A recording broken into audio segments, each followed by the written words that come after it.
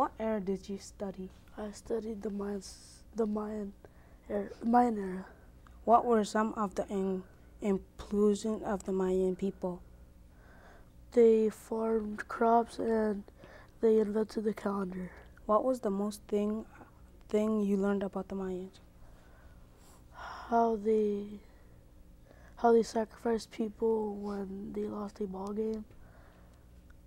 What era do you study?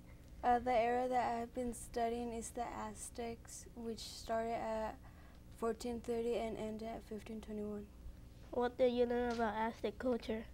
Something that I learned about the Aztec culture is that their beliefs included human sacrifices. The Aztec usually sacrificed war prisoners or children. They thought by sacrificing people they would get something in return. What happened to the Aztec? When the Spaniards arrived in Mexico in 1521, they brought many diseases with them, and that caused the end of the empire. What era did you study? When the colonial period ruled in Mexico. Who were the three ethnic groups during the colonial period? The Spaniards, the mestizos, and the native people. Tatiana, what era did you study? The era that I studied was the Mexican border disputes. How did Mexico lose its northern territory to the United States? Mexico lost its northern territory because they captured Santa Anna in a battle. He traded the Texas territory for his life. What era did you study? The era I studied was the Mexican Revolution. It lasted from 1911 to the late 1920s. Why was there a revolution in Mexico? There was a revolution in Mexico because the rich had everything and the poor didn't have any opportunities. How many people died during the revolution? During the revolution, about 1 million soldiers and civilians died because it was really bloody. Carla, what era did you study?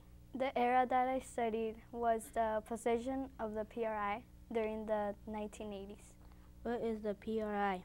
The PRI is an institutional revolutionary party started by Carlos Salinas.